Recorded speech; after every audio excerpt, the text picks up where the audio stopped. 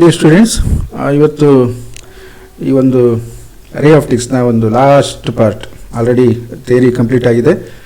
But ಈಗ ಏನು ಕೇಳಿದರೆ ಒಂದು ಡಿಲೀಟೆಡ್ ಪಾರ್ಟ್ ಅಂದರೆ ನ್ಯೂ ಟೆಕ್ಸ್ಟ್ ಬುಕ್ ಬಂದಾಗ ಕೆಲವು ಪಾರ್ಟ್ಗಳನ್ನು ಡಿಲೀಟ್ ಮಾಡಿದ್ದಾರೆ. ಬಟ್ ಯೂಶಲಿ ಆ ಪಾರ್ಟ್ಗಳು ಉಳಿದ ಏನು ಸಿಲೆಬಸ್ಸಲ್ಲಿ ಇದೆಯೋ ಅದಕ್ಕೂ ಕೂಡ ಒಂದು ರಿಲೇಟೆಡ್. ಹೇಗೆ ಅಂದರೆ ಆ ಒಂದು ನಮಗೆ ಈಗ ನೋಡಿ ಯಾವ್ಯಾವುದು ಅಂತ ನೋಡೋಣ. ಈಗ ಡಿಸ್ಪರ್ಷನ್ ಗೊತ್ತಿದ್ರೆ ಮಾತ್ರ ಫಾರ್ಮೇಷನ್ ಆಫ್ ರೇನ್ಬೋವನ್ನು ಅರ್ಥ ಮಾಡ್ಕೋಬೋದು. ಹೀಗೆ ಆ್ಯಂಡ್ ನೆಕ್ಸ್ಟ್ ಇನ್ನೊಂದು ಡಿಲೀಟೆಡ್ ಏನು ಕೇಳಿದರೆ ಐ. ನಾವು ಆಲ್ರೆಡಿ ಇದರಲ್ಲಿ ಯೂಸ್ ಮಾಡುವಂಥ least distance of distinct vision ಅದನ್ನು ನಾವು ಡಿಸ್ಕಸ್ ಮಾಡಿಕೊಂಡೆ ಮೈಕ್ರೋಸ್ಕೋಪನ್ನು ಒಂದು ಹೇಗೆ ವರ್ಕ್ ಆಗುತ್ತೆ ಅಂತ ಸ್ಟಡಿ ಮಾಡ್ತೀವಿ. ಬಟ್ ಅದನ್ನು ನಾವು ಒಂದ್ಸರಿ ಇಲ್ಲಿ ನೋಡ್ಕೊಂಡು ಹೋಗೋಣ. ಯಾಕೆಂದರೆ ನಮಗೆ ಇನ್ಫಾರ್ಮೇಷನ್ ಎಷ್ಟಿದ್ರೂ ಎಲ್ಲಿಂದ ಬರೋದಾದರೂ ಬರಬೇಕು ನಮಗೆ, ಹಾಗೆ ನಾವು ಥಿಂಕ್ ಮಾಡಬೇಕು ಯಾವಾಗಲೂ. ಹಾಗಾಗಿ ಈ ಒಂದು ಇನ್ಫಾರ್ಮೇಷನನ್ನು ನಿಮಗೆ ಈ ಒಂದು ವಿಡಿಯೋದಲ್ಲಿ ಡಿಸ್ಕಸ್ ಮಾಡೋಣ. ಓಕೆ, ಫಸ್ಟು ಡಿಸ್ಪರ್ಷನನ್ನು ಡಿಸ್ಕಸ್ ಮಾಡೋಣ. ಡಿಸ್ಪರ್ಷನ್ ಅನ್ನೋದು ಯೂಶಲಿ ನಾವು ಒಂದು ವೈಟ್ ಲೈಟನ್ನು ಪ್ರಿಸಮಲ್ಲಿ ಪಾಸ್ ಮಾಡಿದಾಗ ಆಗುವಂಥದ್ದು. ಏನು ಇದು ನೋಡಿ. ಹೀಗೆ ಈ ಪ್ರಿಸಮನ್ನು ತಗೊಂಡು, ಪ್ರಿಸಮ್ ಬಗ್ಗೆ ನಿಮಗೆ ಎಕ್ಸ್ಪ್ಲೇನ್ ಮಾಡಿದ್ದೀನಿ ಹಿಂದಿನ ಕ್ಲಾಸ್ಗಳಲ್ಲಿ. ಒಂದು ವೈಟ್ ಲೈಟನ್ನು ಪಾಸ್ ಮಾಡಿದರೆ ಅದು ಈಚೆ ಕಡೆ ಒಂದು ಸ್ಕ್ರೀನನ್ನು ಇಟ್ಕೊಂಡಾಗ ನಮಗೆ ಏನು ಕಾಣಿಸುತ್ತೆ ಅನ್ನುವಂಥದ್ದು. ಓಕೆ, ಈ ರೀತಿ ಒಂದು 7 ಡಿಫರೆಂಟ್ ಕಲರ್ಸ್ ನಮಗೆ ಕಾಣಿಸುತ್ತೆ. ಇದಕ್ಕೆ ನಾವೇನಂತೀವಿ, ಇದೊಂದು ಫಿನಾಮಿನಾ ಆಫ್ ದ ಲೈಟ್. ಈ ಒಂದು ಲೈಟಿನ ಒಂದು ಫಿನಾಮಿನಾಗೆ ನಾವು ಡಿಸ್ಪರ್ಷನ್ ಅಂತ ಕರಿತೀವಿ. ಏನಾಗ್ತಾಯಿದೆ ಹಾಗಾದರೆ, ವೈಟ್ ಲೈಟು ಅಂದರೆ ಯೂಶಲಿ ಸನ್ಲೈಟಿಗೆ ನಾವು ವೈಟ್ ಲೈಟ್ ಅಂತ ಕರಿತೀವಿ. ಆ ಸನ್ಲೈಟು ಹೀಗೆ ಪ್ರಿಸಮಲ್ಲಿ ಪಾಸಾಗಿ ಈ ಕಡೆ ಬಂದಾಗ ರಿಫ್ರ್ಯಾಕ್ಷನ್ ಆದಾಗ ಜೊತೆಗೆ ಏನಾಗಿರುತ್ತೆ ಅಂದರೆ ಈ ರೀತಿ ಡಿಫ್ರೆಂಟ್ ಕಲರ್ಗಳು ಡಿಫ್ರೆಂಟ್ ಆ್ಯಂಗಲಲ್ಲಿ ರಿಫ್ರ್ಯಾಕ್ಟ್ ಆಗಿ ನಮಗೆ ದೇ ಆರ್ ವೆಲ್ ಸಪ್ರೇಟೆಡ್. ಆ ರೀತಿ ಸಪ್ರೇಟ್ ಆಗಿ ನಮ್ಗೆ ಕಾಣಿಸುತ್ತಲ್ಲ, ಈ ಒಂದು ಇದಕ್ಕೆ ನಾವು ಡಿಸ್ಪರ್ಷನ್ ಅಂತ ಕರಿತೀವಿ. ಹಾಗಾಗಿ ನಾವು ಡಿಸ್ಪರ್ಷನ್ ಅನ್ನುವಾಗ ಏನು ಹೇಳ್ತೀವಿ ಕೇಳಿದರೆ, ಈ splitting of A light into it's component colours is known as dispersion. Splitting of a light into its component colors. ಆ ಲೈಟ್ ಏನಾಗಬೇಕು ಕೇಳಿದರೆ ಡಿಫ್ರೆಂಟ್ ಕಂಪೋನೆಂಟ್ಗಳಾಗಿ ಕಾಣಿಸುತ್ತಲ್ಲ, ಅದಕ್ಕೆ ನಾವು ಡಿಸ್ಪರ್ಷನ್ ಅಂತ ಕರಿತೀವಿ. ಇನ್ನು ಈ ಡಿಸ್ಪರ್ಷನ್ ಆದಾಗ ಈ ವೈಟ್ ಲೈಟ್ ಇತ್ತಲ್ಲ, ಸನ್ಲೈಟು, ಇದರ ಕಂಪೋನೆಂಟ್ ಕಲರ್ಗಳು ಅಂದರೆ ಅರ್ಥ ಇಷ್ಟೇ, ವೈಟ್ ಲೈಟಲ್ಲಿ ಇತ್ತು ಈ ಎಲ್ಲ ಕಲರ್ಗಳು, ಅವೆಲ್ಲ ಸಪ್ರೇಟ್ ಆಗಿವೆ ಅನ್ನುವಂಥದ್ದು. ಈ ಒಂದು ಪಾರ್ಟ್ ಇದೆಯಲ್ಲ, ಇದರ ಒಂದು ಕಂಪೋನೆಂಟ್ ಕಲರ್ಗಳು, ಕಲರ್ ಪ್ಯಾಟರ್ನ್ಸ್ ಇದೆಯಲ್ಲ, ಇದಕ್ಕೆ ನಾವು ಸ್ಪೆಕ್ಟ್ರಮ್ ಅಂತ ಕರಿತೀವಿ. ಹಾಗೆ ಸ್ಪೆಕ್ಟ್ರಮ್ ಅಂದರೆ the pattern of colour components of light is called the spectrum of light. ಅಂದರೆ ಕಲರ್ ಪ್ಯಾಟರ್ನ್ ಇದೆಯಲ್ಲ ಇಲ್ಲಿ, ಇದಕ್ಕೆ ನಾವು ಸ್ಪೆಕ್ಟ್ರಮ್ ಅಂತ ಕರಿತೀವಿ.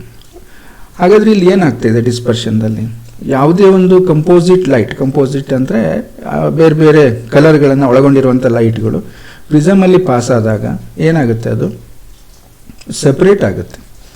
ಆ ಕಂಪೋನೆಂಟ್ಗಳು ಸಪ್ರೇಟ್ ಆಗ್ತವೆ. ನಮಗಿಲ್ಲಿ ವೈಟ್ ಲೈಟನ್ನು ತೆಗೆದುಕೊಂಡಾಗ ನಮಗೆ 7 ಕಲರ್ಸ್ ಅದರ ಕಂಪೋನೆಂಟ್ಗಳು.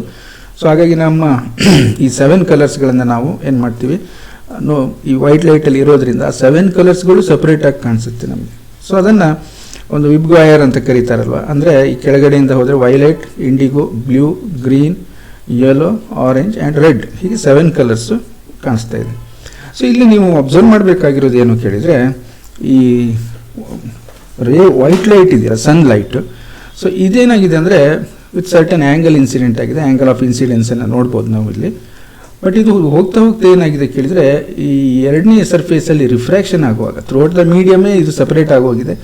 ಬಟ್ ಇಲ್ಲಿ ನಾವು ಹೊರಗಡೆ ನೋಡಿದ್ರೆ they are refracting with different angle of refraction. ಬೇರೆ ಬೇರೆ ಆ್ಯಂಗಲ್ ಆಫ್ ರಿಫ್ರ್ಯಾಕ್ಷನ್ನಲ್ಲಿ ಅದು ರಿಫ್ರ್ಯಾಕ್ಟ್ ಆಗಿದೆ. ಈಗ ಇಲ್ಲಿ ನೀವು ನೆನಪಿಟ್ಕೊಂಡು ನಾವು ಅರ್ಥ ಮಾಡ್ಕೋಬೇಕಾಗಿರುವಂಥ ವಿಚಾರಗಳು ಯಾವುದು ಅಂದರೆ, ಒಂದನೇದು ಬೆಂಡಿಂಗ್ ಆಫ್ ದ ಕಲರ್ಸನ್ನು ತೆಗೆದುಕೊಂಡಾಗ ಕಲರ್ಸಲ್ಲಿ ಯಾವುದು ಕಡಿಮೆ ಬೆಂಡ್ ಆಗಿದೆ ಅಂದರೆ ರೆಡ್ ಕಲರು ಕಡಿಮೆ ಬೆಂಡ್ ಆಗಿದೆ.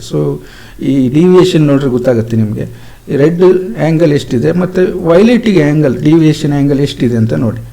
ವೈಲೆಟ್ ಏನಾಗಿದೆ ಅಂದರೆ ಜಾಸ್ತಿ ಬೆಂಡ್ ಆಗಿದೆ. ಹಾಗಾಗಿ ಯಾಕೆ ಹೀಗಾಯಿತು ಅನ್ನುವಂಥದ್ದು ಬೇಕು ನಮಗೆ, ಒಂದನೇದು ಅಲ್ವಾ. ಯಾಕೆಂದರೆ ಈ ರೆಡ್ ಕಲರು ಲೀಸ್ಟ್ ಬೆಂಡ್ ಆಗಿದೆ, ವೈಲೆಟ್ ಜಾಸ್ತಿ ಬೆಂಡ್ ಆಗಿದೆ. In between those colours variation ಇದೆ. ಈ ರೀತಿ ಬೇರೆ ಬೇರೆ ಆ್ಯಂಗಲ್ ಆಫ್ ರಿಫ್ರ್ಯಾಕ್ಷನ್ ಇರೋದ್ರಿಂದನೇ ಅವು ಸಪ್ರೇಟ್ ಆಗಿದೆ ಅನ್ನೋದು ಒಂದು ಸರಿ ನಮ್ಗೆ ಅರ್ಥ ಆಯಿತು. ಈಗ ಆ್ಯಂಗಲ್ ಆಫ್ ರಿಫ್ರ್ಯಾಕ್ಷನ್ನು ಡಿಫ್ರೆಂಟ್ ಫಾರ್ ಡಿಫರೆಂಟ್ ಕಲರ್ಸ್ ಅನ್ನೋದು ಗೊತ್ತಾಯಿತು. ಬಟ್ ಯಾಕೆ ಅನ್ನೋದು ಬೇಕು ನಮಗೆ. ಸೊ ಅದನ್ನು ಅರ್ಥ ಮಾಡ್ಕೊಳ್ಳೋಣ ನಾವು. ಓಕೆ, ಸೊ ಈಗ ನಾವು ಮುಂದಕ್ಕೆ ಹೋಗೋಣ. ಈಗ ಇನ್ನೊಂದು ಏನಾಯ್ತು ಅಂದರೆ, ಪ್ರಿಸಮಲ್ಲಿ ವೈಟ್ ಲೈಟನ್ನು ಪಾಸ್ ಮಾಡಿದಾಗ 7 ಕಲರ್ಸ್ ಬರೋದ್ರಿಂದ ಈ 7 ಕಲರ್ಸ್ ಬರೋದು ನಿಜ, ಅವತ್ತು ಬರ್ತಾಯಿತ್ತು, ಇವತ್ತು ಬರ್ತಾ ಇದೆ, ಮುಂದೆನೂ ಕೂಡ ಹಾಗೆ ಆಗುತ್ತೆ.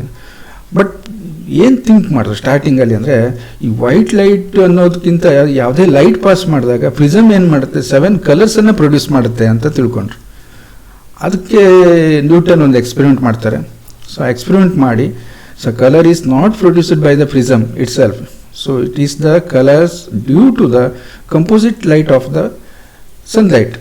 ಸನ್ಲೈಟಲ್ಲಿರುವಂಥ ಕಂಪೋನೆಂಟ್ಗಳನ್ನು ಸ್ಪ್ಲಿಟ್ ಮಾಡಿದೆ, ಸಪ್ರೇಟ್ ಮಾಡಿದೆ. ಬಿಟ್ಟರೆ ಪ್ರಿಸಮ್ ತಾನೇ ಓನ್ ಆಗಿ ಆ ಒಂದು ಲೈಟನ್ನು ಪ್ರೊಡ್ಯೂಸ್ ಮಾಡ್ತಾ ಇಲ್ಲ, ಕಲರ್ಸನ್ನು ಪ್ರೊಡ್ಯೂಸ್ ಮಾಡ್ತಾ ಇಲ್ಲ ಅನ್ನೋದನ್ನು ಕನ್ಫರ್ಮ್ ಮಾಡ್ತಾರೆ. ಸೊ ಆ ಎಕ್ಸ್ಪೆರಿಮೆಂಟ್ ಹೇಗಿದೆ ಅಂದರೆ, ಒಂದು ಪ್ರಿಸಮನ್ನು ತಗೋತಾರೆ. ಸೊ ವೈಟ್ ಲೈಟನ್ನು ಪಾಸ್ ಮಾಡಿದಾಗ ಏನಾಗುತ್ತೆ, ಅದು ಆ ಒಂದು ಕಲರ್ಸ್ ಸ್ಪೆಕ್ಟ್ರಮ್ ಅಂತೀವಲ್ಲ ನಾವು, ಸೊ ಡಿಸ್ಪರ್ಷನ್ ಆಗುತ್ತೆ. ಇದ್ರ ಜೊತೆಗೆ ಇನ್ನೊಂದು ಅರೇಂಜ್ಮೆಂಟ್ ಮಾಡ್ತಾರೆ ಅವರು. ಏನು ಅಂದರೆ, ಎದುರುಗಡೆ ಇನ್ನೊಂದು ಸೇಮ್ ಪ್ರಿಸಮ್ ಬಟ್ ಇನ್ವರ್ಟೆಡ್ ಆಗಿ ಇಟ್ಟಿರ್ತಾರೆ. ಇಲ್ಲಿ ಉದ್ದೇಶ ಏನು ಕೇಳಿದರೆ, ಈ ಡಿಸ್ಪರ್ಷನ್ ಆಗಿರುವಂಥ ಕಲರನ್ನು ಮತ್ತೆ ಇದರಲ್ಲಿ ಪಾಸ್ ಮಾಡಿದರೆ ಏನಾಗುತ್ತೆ ಅನ್ನೋದು ನೋಡಬೇಕಿತ್ತು. ಸೊ ಅದಕ್ಕೆ ಈ ರೀತಿ ಡಿಸ್ಪರ್ಷನ್ ಆಯ್ತಲ್ವ ವೈಟ್ ಲೈಟು, ಆದರೆ ಎದುರುಗಡೆಗೆ ಇನ್ವರ್ಟೆಡ್ ಪ್ರಿಸಮನ್ನು ಇಟ್ಟಿರ್ತಾರೆ. ಸೊ ಆ ಪ್ರಿಸಮಲ್ಲಿ ರೇಸ್ ಪಾಸ್ ಆಗುತ್ತೆ, ಡಿಫ್ರೆಂಟ್ ಕಲರ್ಸ್ ಪಾಸ್ ಆಗುತ್ತೆ. ಆವಾಗ ಏನಾಗುತ್ತೆ ಅದು ಗೊತ್ತಾ, ಸೊ ಎಲ್ಲ ಒಟ್ಟಿಗೆ ಸೇರಿ ಮತ್ತೆ ವೈಟ್ ಲೈಟೇ ಹೊರಗಡೆ ಬರುತ್ತೆ. ಸೊ ನಾವು ಸ್ಕ್ರೀನ್ನಲ್ಲಿ ನೋಡಿದ್ರೆ ಇದು ವೈಟ್ ಲೈಟ್. ಏನು ಇಲ್ಲಿಂದ ವೈಟ್ ಲೈಟನ್ನು ಪಾಸ್ ಮಾಡಿದ್ದೀವಿ, ಅದು ಸ್ಪ್ಲಿಟ್ ಆಗಿದೆ, ಡಿಫ್ರೆಂಟ್ ಕಲರ್ಸ್ ಆಗಿದೆ. ಬಟ್ ನಂತರ ಏನಾಗಿದೆ ಕೇಳಿದರೆ, ಆ ಕಲರ್ಸು ಇನ್ನೊಂದು ಇನ್ವರ್ಟೆಡ್ ಪ್ರಿಸಮಲ್ಲಿ ಪಾಸ್ ಆದಾಗ ವೈಟ್ ಲೈಟ್ ಆಗಿ ಹೊರಗಡೆ ಬರುತ್ತೆ. ಸೊ ಏನು ಅರ್ಥ ಆಯಿತು ಕೇಳಿದರೆ, prism will not be producing the colours, prism ಅಲ್ಲ. So colours are due to white light, because white light consisting different colours. ಆ ವೈಟ್ ಲೈಟಲ್ಲಿ ಕಲರ್ಸ್ ಇದೆ, ಅದನ್ನು ಸಪ್ರೇಟ್ ಮಾಡಿರೋದು ಪ್ರಿಸಮ್ ಅಂತ ಕನ್ಫರ್ಮ್ ಆಗುತ್ತೆ. ಓಕೆ, ಸೊ ನೆಕ್ಸ್ಟ್ ನಾವೇನು ಕೇಳಿದರೆ, ಈ ಲೈಟನ್ನು ನಾವು ತಗೊಂಡಾಗ ಯೂಶಲಿ ನಾವು ಪ್ರಿಸಮನ್ನು ಇಟ್ಕೊಂಡು ವಿಸಿಬಲ್ ಸ್ಪೆಕ್ಟ್ರಮಲ್ಲಿ ಈ ಥರ ಕಲರ್ಸನ್ನು ನೋಡ್ತೀವಿ. ನಮಗೆ ಸುಮಾರು ಆ ವೇವ್ ಲೆಂತ್ ರೇಂಜಿಂಗ್ ಏನಿದೆ, ವೇವ್ ಲೆಂತಲ್ಲಿ ಹೇಳೋದಾದರೆ 400 ನ್ಯಾನೋಮೀಟ್ರಿಂದ ಅಂದರೆ ವೈಲೆಟ್ಗೆ ಸಮೀಪದಲ್ಲಿರುವಂಥದ್ದು ಟು 700 ನ್ಯಾನೋಮೀಟರ್ ರೆಡ್ಡಿಗೆ ಸಮೀಪ ಇರುವಂಥದ್ದು. This is approximately, not exactly. So ಇದರ ರೇಂಜಿಂಗ್ ಬೇರೆ ಬೇರೆ ಆಗುತ್ತೆ ವ್ಯಾಲ್ಯೂಸು. ನಮ್ಗೆ ನೆನ್ಪಿಟ್ಕೊಳ್ಳಿಕ್ಕೆ ಸುಲಭ ಅಂತೇಳಿ ನಾವು 400 to 700 ನ್ಯಾನೋಮೀಟರ್ ಅಂತ ಕರಿತೀವಿ. ಯಾವುದು ವಿಸಿಬಲ್ ಸ್ಪೆಕ್ಟ್ರಮ್.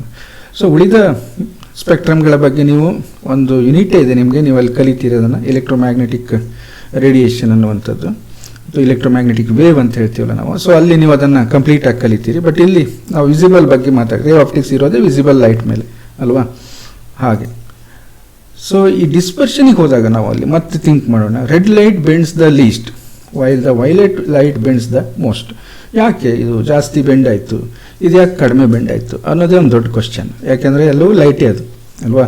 ಸೊ ಅದನ್ನು ನಾವೀಗ ಇವತ್ತು ಅರ್ಥ ಮಾಡ್ಕೊಳ್ಳೋಣ. ಇನ್ನೊಂದೇನು ಅಂದರೆ, usually colour is associated with wave length of light ಅಂತ ಹೇಳ್ತೀವಿ. ಅಂದರೆ ಕಲರನ್ನು ನಾವು ಒಂದು ಬ್ಯಾಂಡ್ ಅಂತ ಕರಿತೀವಲ್ಲ, ಇಲ್ಲಿಂದ ಇಲ್ಲಿವರೆಗೆ ರೆಡ್ಡು, ಇಲ್ಲಿಂದ ಇಲ್ಲಿವರೆಗೆ ಗ್ರೀನ್ ಅಂತೀವಲ್ಲ. ಸೊ ವೇವ್ ಲೆಂತಲ್ಲಿ ಹೇಳ್ತೀವಿ ನಾವು. ಅಂದರೆ in terms of wavelength ಕಲರ್ಸನ್ನು ನಾವು ಐಡೆಂಟಿಫೈ ಮಾಡುವಂಥದ್ದು. ಬಟ್ ಇಲ್ಲಿ ಏನು ಅಂದರೆ, ನಾವು wavelength is not the reason for the colour, ನೆನಪಿರಲಿ. ಸೊ ಕಲರ್ಗೆ ರೀಸನ್ ಅಲ್ಲ ಅದು, ಬಟ್ ಕಲರನ್ನು ನಾವು ಐಡೆಂಟಿಫೈ ಮಾಡಿ ಅದರ ರೇಂಜನ್ನು ಬರೀಲಿಕ್ಕೆ ನಾವು ವೇವ್ ಲೆಂತನ್ನು ಯೂಸ್ ಮಾಡ್ತೀವಿ. ಸೊ ಇಟ್ ಈಸ್ ಕನ್ವೀನಿಯೆಂಟ್, ನಮಗೆ ಎಕ್ಸ್ಪ್ಲೇನ್ ಮಾಡಲಿಕ್ಕೆ ಈಸಿ ಆಗುತ್ತೆ ನೋಡಿ. 400 ನ್ಯಾನೋಮೀಟರ್ ಟು 700 ನ್ಯಾನೋಮೀಟರ್ ಅಂತ ತುಂಬ ಈಸಿಯಾಗಿ ನೆನಪಿಟ್ಕೋಬೋದು. ಸೊ ಹಾಗಾಗಿ ವೇವ್ ಲೆಂತನ್ನು ನಾವು ಯೂಸ್ ಮಾಡ್ತೀವಿ. ನೆಕ್ಸ್ಟ್ ಏನು ಕೇಳಿದರೆ, refractive index of medium for different wavelengths is different. Refractive index ಅನ್ನೋದೇನಿದೆ, ಬೇರೆ ಬೇರೆ ವೇವ್ ಲೆಂತ್ಗಳಿಗೆ ಒಂದು ಮೀಡಿಯಮ್ಗೆ ಹೋದಾಗ, ಒಂದು ಮೀಡಿಯಮ್ ಬಗ್ಗೆ ಮಾತಾಡ್ತಿರೋದು ನಾನು, ವ್ಯಾಕ್ಯೂಮ್ ಅಲ್ಲ, ಒಂದು ಮೀಡಿಯಮಲ್ಲಿ refractive index of medium for different wavelengths is different ಅಂತೇಳಿ ನೋಡಿ. ಸರಿಯಾಗಿ ನೆನ್ಪಿಟ್ಕೊಳ್ಳಿ, refractive index of medium for different wavelengths is different. ವೇವ್ ಲೆಂತಿಗೆ ಚೇಂಜ್ ಆಗುತ್ತೆ ರಿಫ್ರಾಕ್ಟಿವ್ ಇಂಡೆಕ್ಸ್. ಅದಕ್ಕೆ ಈ ಕಾಶಿ ಅನ್ನೋರು ಏನು ಮಾಡ್ತಾರೆ ಕೇಳಿದರೆ, ಒಂದು ಎಕ್ಸ್ಪೆರಿಮೆಂಟು ಮಾಡ್ತಾರೆ ಮತ್ತು ಥಿಯೋರಿಟಿಕಲ್ ಒಂದು ಎಕ್ಸ್ಪ್ರೆಷನ್ಸನ್ನು ಡಿರೈವ್ ಮಾಡ್ತಾರೆ. ಸೊ ನೀವು ಹೈಯರ್ ಕ್ಲಾಸಿಗೆ ಹೋದರೆ ಕಲಿತೀರಿ. ಬಟ್ ಇದು ನಮ್ಮ PU ಲೆವೆಲಲ್ಲಿ ಇಲ್ಲ. ಬಟ್ ನಾವು ಆ ಎಕ್ಸ್ಪ್ರೆಷನ್ಸನ್ನು ತೊಗೊಂಡಿದ್ದೀನಿ, ಯಾಕೆ ಅಂದರೆ ನಮ್ಗೆ ಎಕ್ಸ್ಪ್ಲೇನ್ ಮಾಡೋಕ್ಕೆ ಈಸಿ ಆಗುತ್ತೆ ಅಂತೇಳಿ. ಸೊ ಅಲ್ಲಿ ಆ ಎಕ್ಸ್ಪ್ರೆಷನ್ ಏನಿದೆ ಕೇಳಿದರೆ N is equal to A plus B divide by lambda square. N equals to A plus B by lambda square. Lambda ಅಂದರೆ ಗೊತ್ತಿದೆ ನಮಗೆ, wavelength of the light. ಇದರ ಅರ್ಥ ಇಷ್ಟೇ ನೋಡಿ, refractive index of medium for different wavelength is different. ವೇವ್ ಲೆಂತಿಗೆ different ಆಗಿರುತ್ತೆ. ಹೇಗೆ? ಈಗ ರಿಫ್ರಾಕ್ಟಿವ್ ಇಂಡೆಕ್ಸನ್ನು ತಗೊಂಡ್ರೆ N equals A plus B by lambda square. So ಇಲ್ಲಿ A and B are constants, ಇದು ಕಾನ್ಸ್ಟೆಂಟ್ ಇರುತ್ತೆ. ಎ ಮತ್ತು ಬಿ ಅನ್ನೋದು ಕಾನ್ಸ್ಟೆಂಟ್ ಇರುತ್ತೆ. ಸೊ ಹಾಗಾಗಿ N is depend on lambda square only. N ಏನಾಗಿದೆ ಈಗ ಲ್ಯಾಂಬ್ಡಾ ಸ್ಕ್ವೇರ್ ಮೇಲೆ ಡಿಪೆಂಡ್ ಆಗಿದೆ. ಸೊ ವೇವ್ ಲೆಂತ್ ಚೇಂಜ್ ಆದರೆ ರಿಫ್ರಾಕ್ಟಿವ್ ಇಂಡೆಕ್ಸ್ ಚೇಂಜ್ ಆಗುತ್ತೆ. ಕರೆಕ್ಟಾ? So A and B are constants called Cauchy's constant. So ಇದನ್ನು ಕಾನ್ಸ್ಟೆಂಟ್ ಅಂತ ನಾವು ಹೇಳ್ತೀವಿ ಇದನ್ನು. ಈಗ ನಮಗೇನಾಯಿತು ಕೇಳಿದರೆ, ಈ ಎಕ್ಸ್ಪ್ರೆಷನ್ ನೋಡ್ತಾ ಇದ್ದರೆ ಯಾವುದು ವೇವ್ ಲೆಂತ್ ಜಾಸ್ತಿ ಇರುತ್ತೆ ನೋಡಿ. ಸ್ಪೆಕ್ಟ್ರಮಲ್ಲಿ 400 nanometre violet, shorter wave length. 700 ಅಂದರೆ ರಫ್ಲಿ 700 ನ್ಯಾನೋಮೀಟರ್ ಬಂದಾಗ ಅದು ರೆಡ್ ಅಂತ ನಾವು ಐಡೆಂಟಿಫೈ ಮಾಡ್ತೀವಿ. ಹಾಗಾಗಿ ರೆಡ್ ಕಲರಿಗೆ ನಾವು ವೇವ್ ಲೆಂತ್ ಜಾಸ್ತಿ ಅಂತ ಗೊತ್ತಾಗುತ್ತೆ ನಮಗೆ. ಯಾವಾಗ ಡಿನಾಮಿನೇಟ್ರಲ್ಲಿ ಇದು ಜಾಸ್ತಿ ಆಗುತ್ತೋ ಡೆಫಿನೆಟ್ಲಿ ಎನ್ ವ್ಯಾಲ್ಯೂ ಡಿಕ್ರೀಸ್ ಆಗುತ್ತೆ. ಹಾಗಾಗಿ ರಿಫ್ರಾಕ್ಟಿವ್ ಇಂಡೆಕ್ಸ್ ಏನಾಯಿತು ರೆಡ್ ಕಲರಿಗೆ ಕಡಿಮೆ ಆಗುತ್ತೆ. ನಾವು ಅದನ್ನು ನೋಡೋಣ ಈಗ. So from the above equation, from this equation, refractive index of the medium decreases with increase in wave length. Wave length ಜಾಸ್ತಿ ಆದರೆ ಏನಾಗುತ್ತೆ, ಈ ವೇವ್ ಲೆಂತ್ ಜಾಸ್ತಿ ಆದ ಹಾಗೆ ರಿಫ್ರಾಕ್ಟಿವ್ ಇಂಡೆಕ್ಸ್ ಡಿಕ್ರೀಸ್ ಆಗ್ತಾ ಹೋಗುತ್ತೆ. ಹಾಗಾಗಿ for red light wave length is larger, wave length larger ಇದೆ. Therefore, refractive index is smaller compared to the violet light. Violet light ಗೆ ವೇವ್ ಲೆಂತ್ ಕಡಿಮೆ ಇದೆ. ಹಾಗಾಗಿ ವೈಲೆಟ್ಗೆ ಕಂಪೇರ್ ಮಾಡಿದಾಗ ರೆಡ್ ಲೈಟಿನ ರಿಫ್ರಾಕ್ಟಿವ್ ಇಂಡೆಕ್ಸು ಏನಾಗಿದೆ, smaller compare to violet light. ಈ ರಿಫ್ರಾಕ್ಟಿವ್ ಇಂಡೆಕ್ಸ್ ಸ್ಮಾಲರ್ ಇರ್ತದೆ ಅನ್ನೋದು. N R is smaller. N R ಅಂದರೆ refractive index of red is smaller then refractive index of the violet ಅಂತ ಅರ್ಥ. ಸೊ ಆಲ್ಸೋ ನಮಗೆ ಏನು ಗೊತ್ತಿದೆ, refractive index, absolute refractive index ಹೇಳುವಾಗ ನಾವು that is the ratio of the velocity of light in vacuum to the velocity of light in medium. ಆ ಮೀಡಿಯಮಲ್ಲಿ ಅದರ ವೆಲಾಸಿಟಿ ಎಷ್ಟು ಅನ್ನೋದನ್ನು ನೋಡ್ತೀವಿ. ಹಾಗೆ ನೋಡಬೇಕಾದ್ರೆ ನಾವು ಈ ಎಕ್ಸ್ಪ್ರೆಷನನ್ನು ಯೂಸ್ ಮಾಡಿಕೊಂಡ್ರೆ ಎನ್ ಆರ್ ಅನ್ನು ಸಿ ಬೈ ವಿ ಆರ್ ಅಂತ ಬರಿಬೋದು. ವಿ ಆರ್ ಅಂದರೆ velocity of red light in medium. ಅದೇ ಥರ ವಿ ವಿ ಅಂದರೆ velocity of violet in the medium. ಈ ರೀತಿ ಮಾಡ್ಬೋದು.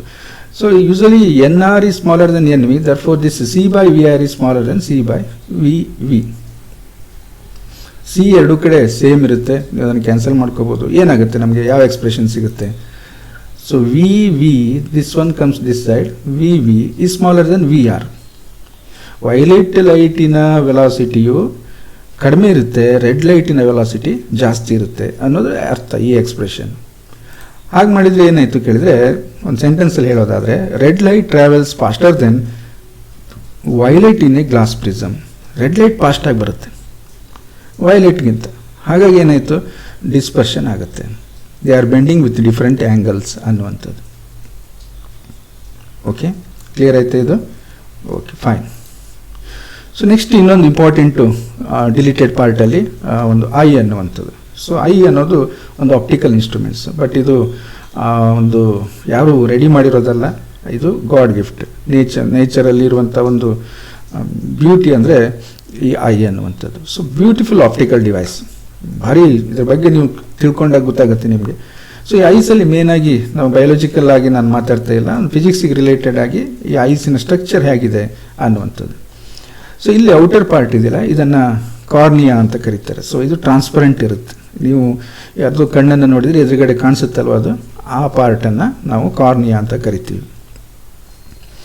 ಇಲ್ಲಿ ಒಳಗಡೆ ಲಿಕ್ವಿಡ್ ತುಂಬಿಕೊಂಡಿರುತ್ತೆ. ಸೊ ಅದಕ್ಕೆ ನಾವೇನಂತೀವಿ ಅಂದರೆ ಅಕ್ವಿಯಸ್ ಹ್ಯೂಮರ್ ಅಂತ ಕರಿತೀವಿ. ಆ ಲಿಕ್ವಿಡ್ ಒಂದು ತುಂಬಿಕೊಂಡಿರುತ್ತೆ, ಇದರಲ್ಲಿ ಅಕ್ವಿಯಸ್ ಹ್ಯೂಮರ್ ಅಂತ ಕರೀತಾರೆ. ಸೊ ಇಲ್ಲಿ ಏನಿದೆ ಅಂದರೆ ನೋಡಿ, ಈ ಪಾರ್ಟ್ ಇದೆಯಲ್ಲ, ಇದು ಕ್ರಿಸ್ಟಲೈನ್ ಲೆನ್ಸ್ ಅಂತ ಕರೀತಾರೆ. ಇಲ್ಲೊಂದು ಲೆನ್ಸ್ ಇರುತ್ತೆ.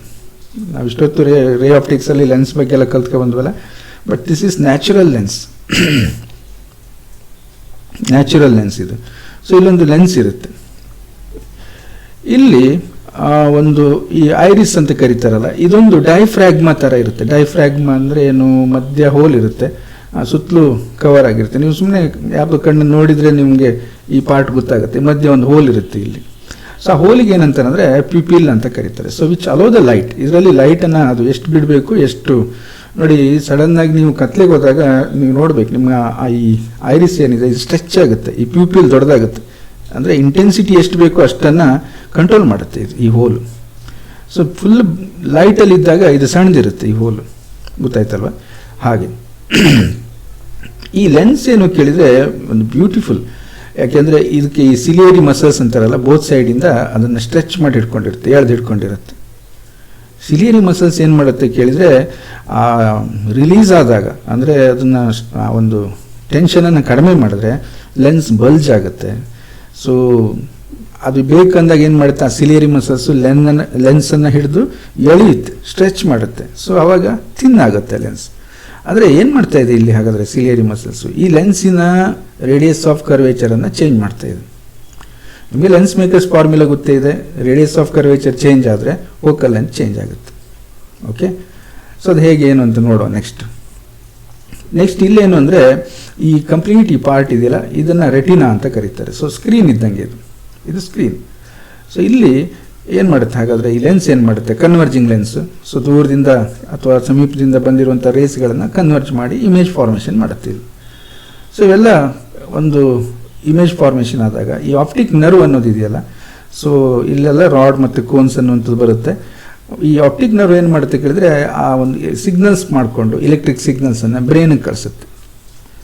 ಆ ಬ್ರೈನ್ ಏನು ಮಾಡುತ್ತೆ ಕೇಳಿದರೆ, ಆ ಸಿಗ್ನಲನ್ನು ಅನಲೈಸ್ ಮಾಡುತ್ತೆ. ಅಲ್ಲೊಂದು ತುಂಬ ಜಾಸ್ತಿ ಮೆಮೊರಿ ಫೈಲ್ಗಳಿರ್ತವೆ. ಆ ಫೈಲ್ಗಳಲ್ಲಿ ಸರ್ಚ್ ಮಾಡಿ ಈ ಎದುರುಗಡೆ ಯಾರೋ ನೀವು ನಿಂತ್ಕೊಂಡ್ರಿ ಅಂದ್ಕೊಳ್ಳಿ, ಪಟ ಈ ಐ ಕ್ಯಾಚ್ ಮಾಡ್ತು ನಿಮ್ಮ ಇಮೇಜನ್ನು, ಅದನ್ನು ನರ್ವ್ಸ್ ತಗೊಂಡೋಗಿ ಬ್ರೈನಿಗೆ ಕೊಡ್ತು. ಬ್ರೈನ್ ಅನಲೈಸ್ ಮಾಡುತ್ತೆ, ಯಾರು ಇವ, ಎಲ್ಲಿ ನೋಡಿದೆ, ಏನು, ಎಲ್ಲ ಹೆಸರು ಎಲ್ಲ ಸ್ಟೋರ್ಡ್ ಇರುತ್ತೆ ಇನ್ಫಾರ್ಮೇಷನ್. ಸೊ ವೆರಿ ಫಾಸ್ಟ್, ಅಷ್ಟು ಬೇಗ ನಡೆದು ಬಿಡುತ್ತೆ ಒಂದು ವಿಷಯ. ಸೊ ಇನ್ನೊಂದು ತುಂಬ ಇಂಟ್ರೆಸ್ಟಿಂಗ್ ಅಂದರೆ, ಈ ಲೆನ್ಸ್ ಏನು ಮಾಡುತ್ತೆ ಕೇಳಿದರೆ, ನೋಡಿ ನೀವು ನೋಡಿದ್ರಿ object at infinity image formation ಎಲ್ಲಾಗುತ್ತೆ ಫೋಕಲ್ ಲೆಂತಲ್ಲಿ. Object at 2f, between f and 2f, ಅಥವಾ ಆನ್ f, ಹೀಗೆ ನೋಡಿದಾಗ ನಮ್ಗೆ ಏನಾಗುತ್ತೆ ಕೇಳಿದರೆ, ಡಿಫ್ರೆಂಟ್ ಪೊಸಿಷನಲ್ಲಿ ಇಮೇಜ್ ಫಾರ್ಮೇಷನ್ ಆಗುತ್ತೆ. ನಮ್ಗೆ ಇಲ್ಲೊಂದು ಪ್ರಾಬ್ಲಮ್ ಏನು ಕೇಳಿದ್ರೆ, ನ್ಯಾಚುರಲಿ ಪ್ರಾಬ್ಲಮ್ ಅಂದರೆ, ಈ ಲೆನ್ಸನ್ನು ನಾವು ಮುಂದಕ್ಕೆ ತಗೊಂಡು ಹೋಗ್ಲಿಕ್ಕೆ ಆಗೋದಿಲ್ಲ, ಹೊರಗೆ ತರಲಿಕ್ಕೆ ಆಗೋದಿಲ್ಲ, ಮೂವ್ ಮಾಡಲಿಕ್ಕೆ ಆಗೋದಿಲ್ಲ ಲೆನ್ಸನ್ನು. ಲೆನ್ಸ್ ಏನಾಗುತ್ತೆ, ಇದ್ದ ಜಾಗದಲ್ಲೇ ಇರಬೇಕು. ಸೊ ಲೆನ್ಸ್ ಏನು ಮಾಡುತ್ತೆ ಹಾಗಾದರೆ, ಇಮೇಜನ್ನು ಒಂದ್ಸರಿ ರೆಟಿನಾದ ಮೇಲೆ ಮಾಡ್ಬೋದು, ಇಲ್ಲ ರೆಟಿನಾದ್ಗಿಂತ ಮುಂದೆ ಇಲ್ಲೆಲ್ಲೋ ಇಮೇಜ್ ಫಾರ್ಮೇಷನ್ ಆಗ್ಬೋದು. ಆವಾಗ ಏನಾಗುತ್ತೆ, ನಮಗೆ ಕಾಣಿಸ್ಲಿಕ್ಕೆ ಸಾಧ್ಯ ಇಲ್ಲ. ಅದಕ್ಕೆ ಏನು ಮಾಡುತ್ತೆ ಕೇಳಿದರೆ, ಈ ಲೆನ್ಸು ಈ ವಿತ್ ಸಿಲಿಯರಿ ಮಸಲ್ಸು ಈ ಲೆನ್ಸಿನ ಶೇಪನ್ನು ಅಂದರೆ ಸ್ಟ್ರೆಚ್ ಮಾಡುತ್ತೆ, ಥಿನ್ ಮತ್ತು ಥಿಕ್ ಮಾಡುತ್ತೆ. So radius of curvature change ಮಾಡುತ್ತೆ, ಫೋಕಲ್ ಲೆಂತನ್ನೇ ಚೇಂಜ್ ಮಾಡಿಬಿಡುತ್ತೆ. ಆ ರೀತಿ ಮಾಡ್ಕೊಂಡು ಏನು ಮಾಡುತ್ತೆ, ಫೈನಲ್ ಇಮೇಜ್ ಇದೆಯಲ್ಲ, ಇಲ್ಲಿ ನೀವೆಲ್ಲೋ ದೂರದ್ದು ಅಥವಾ ಸಮೀಪದ ನೋಡ್ತಾ ಇದ್ರಿ ಅಂದರೆ ಇಮೇಜನ್ನು ಇಲ್ಲಿ ಫಾರ್ಮೇಷನ್ ಮಾಡುತ್ತೆ. ಸೊ ತುಂಬ ಒಂದು ಈಗ ಎಂಥ ಒಂದು ಅಡ್ವಾನ್ಸ್ಡ್ ಕ್ಯಾಮ್ರಾ ಅಂದರೂ ಕೂಡ ಯಾವುದೋ ಒಂದು ಫೈನಲ್ ಆಬ್ಜೆಕ್ಟು ಅಥವಾ ಆಬ್ಜೆಕ್ಟ್ ಎಟ್ ಇನ್ಫಿನಿಟಿ ಇದ್ದಾಗ ಫೋಕಸ್ ಮಾಡೋಕೆ ಇಟ್ ಟೇಕ್ಸ್ ಟೈಮ್. ಬಟ್ ನಮ್ಮ ಐಸ್ ಏನಿದೆ ಇನ್ಸ್ಟಂಟೇನಿಯಸ್ಲಿ, ನೀವು ಹಿಂಗೆ ಬುಕ್ಸಲ್ಲಿ ಏನೋ ಓದ್ತಾ ಇದ್ದೀರಿ ಅಂದ್ಕೊಳ್ಳಿ, ಸಡನ್ನಾಗಿ ದೂರದಲ್ಲಿ ಏನೋ ನೋಡ್ತೀರಿ, ಎರಡಕ್ಕೂ ಕ್ವಿಕ್ಲಿ ಕನೆಕ್ಟ್ ಮಾಡುವಂಥ ಸಾಮರ್ಥ್ಯ ಇರುವಂಥದ್ದು ಒಂದು ಆಪ್ಟಿಕಲ್ ಡಿವೈಸ್ ಇದು. ಓಕೆ, ಸೊ ಮುಂದಕ್ಕೆ ಹೋಗೋಣ ನಾವು. ಈಗ ಡಿಸ್ಕಸ್ ಮಾಡಿರುವಂಥದ್ದೇ ಕಾರ್ನಿಯಾ ಅಂದರೆ, it's a transparent outermost part of the eye. Iris ಅಂದರೆ, it is a circular diaphragm having a central hole. This hole is called pupil. Ciliary muscles. These muscles hold the eye lens and controls the focal length of the eye lens. Retina, it acts as a screen to obtain the image. Optical nerve, it carries signal to the brain. Okay, important. ಇಲ್ಲಿ ಬಂತು ನೋಡಿ. Accommodation ಅನ್ನುವಂಥದ್ದು, the process by which ciliary muscles changes the focal length of the eye lens in such a way that the sharp image of an object at any position from the eye is formed on the retina. Just ನಾನು explain ಮಾಡಿದ್ರೆ ನಿಮಗೆ. So ಈ ಒಂದು ಪ್ರೋಸೆಸ್ಸಿಗೆ ಏನದು, ಒಂದು ಎದುರುಗಡೆ ನೀವು ಏನೋ ಮೊಬೈಲ್ ಹಿಡ್ಕೊಂಡು ನೋಡ್ತಾ ಇದ್ದೀರಿ ಅಂದ್ಕೊಳ್ಳಿ, ದೂರದಲ್ಲೆಲ್ಲೋ ಒಂದು ಕಡೆ ಯಾವುದೋ ಒಂದು ದೂರದಲ್ಲಿರುವಂಥ ಆಬ್ಜೆಕ್ಟನ್ನು ನೋಡ್ತಾ ಇದ್ದೀರಿ. ಸೊ ಎರಡಕ್ಕೂ ಏನು ಮಾಡುತ್ತೆ ಕೇಳಿದರೆ, ಐ ಸೆಟ್ ಆಗುತ್ತೆ ಆಟೋಮೆಟಿಕಲಿ. ಅದನ್ನು ಮಾಡೋದು ಸಿಲಿಯರಿ ಮಸಲ್ಸ್. ಸಿಲಿಯರಿ ಮಸಲ್ಸ್ ಏನು ಮಾಡುತ್ತೆ, ಲೆನ್ಸಿನ ಫೋಕಲ್ ಲೆಂತನ್ನು ಚೇಂಜ್ ಮಾಡೋಕ್ಕೆ ಹೆಲ್ಪ್ ಮಾಡುತ್ತೆ, ಸ್ಟ್ರೆಚ್ ಮಾಡುತ್ತೆ, ರಿಲೀಸ್ ಮಾಡುತ್ತೆ, ಈ ರೀತಿ ಮಾಡುತ್ತಲ್ವ. ಇದಕ್ಕೆ ಅಕೊಮಡೇಷನ್ ಅಂತ ಕರೀತಾರೆ, ಅಕೊಮಡೇಷನ್ ಆಫ್ ದ ಐ ಅಂತ ಕರೀತಾರೆ. ಗೊತ್ತಾಯ್ತು? ಅಕೊಮಡೇಷನ್ ಅಂದರೆ ಅಡ್ಜಸ್ಟ್ ಆಗೋದು, ಸಮೀಪದಕ್ಕೂ ದೂರದಕ್ಕೂ ನೋಡಲಿಕ್ಕೆ ಐಯನ್ನು ರೆಡಿ ಮಾಡುವಂಥ ಒಂದು ಪ್ರೋಸೆಸ್ ಇದೆಯಲ್ಲ, ಅದಕ್ಕೆ ಅಕೊಮಡೇಷನ್ ಅಂತ ಕರೀತಾರೆ. ಇನ್ನೊಂದು least distance of distinct vision ಅಂತೇಳಿ, ನಿಮಗೆ ಇದನ್ನು ಮೈಕ್ರೋಸ್ಕೋಪ್ ಹೇಳುವಾಗ ನಾನು ಹೇಳಿದ್ದೆ. ಸೊ ಒಂದು ಲಿಮಿಟೇಷನ್ ಇದೆ. ನಾವು ಏನು ಅಂದರೆ, ನಾವು ಹತ್ತಿರ ಅಂದರೆ ಎಷ್ಟು ಹತ್ತಿರದಿಂದ ನೋಡ್ಬೋದು ಅನ್ನುವಂಥದ್ದು. ಯಾವುದೇ ಆಬ್ಜೆಕ್ಟನ್ನು ತುಂಬ ಹತ್ತಿರ ತಂದಾಗ ಕಾಣಿಸ್ತಿಲ್ಲ ಅಂತ ನಾನು ಹೇಳಿಲ್ಲ, ಬಟ್ ಒಂದು ಸ್ಟ್ರೇನ್ ಸ್ಟಾರ್ಟ್ ಆಗುತ್ತೆ, ಬ್ಲರ್ ಆಗ್ಲಿಕ್ಕೆ ಸ್ಟಾರ್ಟ್ ಆಗುತ್ತೆ. ಸೊ ಆ ಒಂದು ಪೊಸಿಷನ್ ಇದೆಯಲ್ಲ, ನೀವು ಎಲ್ಲಿ ಎಷ್ಟು ದೂರದಲ್ಲಿ ಆಬ್ಜೆಕ್ಟನ್ನು ಇಟ್ಕೊಂಡು ಮಿನಿಮಮ್ ಡಿಸ್ಟೆನ್ಸಲ್ಲಿ ಒಂದು ಆಬ್ಜೆಕ್ಟನ್ನು ನೀವು ಕಂಫರ್ಟೇಬಲ್ ಆಗಿ ನೋಡ್ಬೋದು. That is the last possible distance. ಅದಕ್ಕೆ ಏನಂತಾರೆ ಅಂದರೆ least distance of distinct vision ಅಂತ ಕರೀತಾರೆ. ಇದಕ್ಕೆ ನಿಯರ್ ಪಾಯಿಂಟ್ ಅಂತಲೂ ಹೇಳ್ತಾರೆ. ಇದು usually is denoted by D. ಇನ್ನು ಇದರ ಸ್ಟ್ಯಾಂಡರ್ಡ್ ವ್ಯಾಲ್ಯೂ 25 ಸೆಂಟಿಮೀಟರ್ ಅಂತ ತಗೋತಾರೆ. ಇದು ಒಂದು ನಿಮ್ಮ ಪ್ರಾಬ್ಲಮ್ ಸಾಲ್ವ್ ಮಾಡುವಾಗೆಲ್ಲ ಫಿಕ್ಸ್ಡ್ ನಿಯರ್ ಪಾಯಿಂಟ್ ಅಂದ್ಕೊಂಡು ಡಿ ಈಕ್ವಲ್ಸ್ ಟು 25 ಸೆಂಟಿಮೀಟರ್ ಅಂತ ತಗೋಬೋದು ನಾವು. ಇಲ್ಲೇನು ಅಂದರೆ ಯೂಸಲಿ ಚಿಕ್ಕ ಮಕ್ಕಳಿಗೆ ಇದು ತುಂಬ ಹತ್ರನೂ ಇರುತ್ತೆ, 5-10 ಸೆಂಟಿಮೀಟರ್ ಇರುತ್ತೆ. ನೋಟ್ಬುಕ್ ಮೇಲೆ ತಲೆ ಇಟ್ಕೊಂಡು ಓದ್ತಾರೆ, ಬರೀತಾರೆ, ಕಾಣಿಸುತ್ತೆ ಅವರಿಗೆ. ಒಂದು ನಾರ್ಮಲ್ ಆಗಿ ಒಂದು 18 ಅಬೋವ್ ಬಂದಾಗ ಸೊ ಇಟ್ ಈಸ್ 25 ಸೆಂಟಿಮೀಟರ್. ಅಷ್ಟು ದೂರದಲ್ಲಿ ಒಂದು ನೀವು ಓದಬೇಕು, ಮೊಬೈಲ್ ಹಿಡ್ಕೋಬೇಕು, ಅಷ್ಟು ದೂರದಲ್ಲಿ ಹಿಡ್ಕೊಂಡ್ರೆ ಮಾತ್ರ ಆರಾಮಾಗಿ ನೀವು ನೋಡ್ಬೋದು. ಇದಕ್ಕೆ ನಾವೇನಂತೀವಿ ಅಂದರೆ ನಿಯರ್ ಪಾಯಿಂಟ್ ಅಂತ ಕರಿತೀವಿ. ಇದು ಬರ್ತಾ ಬರ್ತಾ ಜಾಸ್ತಿ ಆಗ್ತಾ ಹೋಗುತ್ತೆ, ಏಜ್ ಆಗ್ತಾ ಜಾಸ್ತಿ ಆಗ್ತಾ. ಸುಮಾರು ಎಲ್ಡರ್ಸ್ ಇದ್ದರೆ ಸೊ ರಫ್ಲಿ 200 ಸೆಂಟಿಮೀಟರ್ವರೆಗೂ ಹೋಗುತ್ತೆ. ನೀವು ಯಾರಾದರೂ ಎಲ್ಡರ್ಸ್ ಪೇಪರ್ ಓದುವಾಗ ನೋಡಿ, ದೂರ ಇಟ್ಕೊಂಡು ಓದ್ತಾ ಇರ್ತಾರೆ. ಇದು ಜಾಸ್ತಿ ಆಗ್ತಾ ಹೋಗುತ್ತೆ, ಗೊತ್ತಾಯ್ತಲ್ವ. ನೆಕ್ಸ್ಟ್ ಏನು ಕೇಳಿದರೆ defects of vision and their correction. ಈ ಐಯಲ್ಲಿ ಬರುವಂಥ ಡಿಫೆಕ್ಟ್ಸ್ಗಳು ಯಾವುದು ಹೇಳಿ, ತುಂಬ ಇದೆ. ಆದರೆ ನಾವು ಇಲ್ಲಿ ಒಂದು ರೇ ಆಪ್ಟಿಕ್ಸನ್ನು ಇಟ್ಕೊಂಡು ತಲೆಯಲ್ಲಿ ಫಿಸಿಕ್ಸ್ ಪ್ರಕಾರ ಬರುವಂಥ ಡಿಫೆಕ್ಟ್ಸ್ಗಳು ಯಾವುದು, ಫಿಸಿಕ್ಸ್ ಪ್ರಕಾರ ಅದಕ್ಕೆ ನಾವು ಸೊಲ್ಯೂಷನನ್ನು ಯಾವುದು ಕೊಡ್ಬೋದು ಅಷ್ಟೇ ನಾವಿಲ್ಲಿ ಡಿಸ್ಕಸ್ ಮಾಡೋಣ. ಯಾಕೆಂದರೆ ಬಯೋಲಜಿಕಲ್ ಡಿಫೆಕ್ಟ್ಸನ್ನು ನಾವು ಇಲ್ಲಿ ಡಿಸ್ಕಸ್ ಮಾಡಲಿಕ್ಕೆ ಸಾಧ್ಯ ಇಲ್ಲ. ಸೊ ಹಾಗಾಗಿ ನಾವು ಒಂದು ಫಿಸಿಕ್ಸಿಗೆ ಸಂಬಂಧಪಟ್ಟಿರುವಂಥ ಡಿಫೆಕ್ಟ್ಸ್ಗಳು ಯಾವುದು ಅದನ್ನು ಸರಿ ಮಾಡೋದು ಹೇಗೆ ಅಷ್ಟನ್ನು ಇಲ್ಲಿ ಡಿಸ್ಕಸ್ ಮಾಡೋಣ.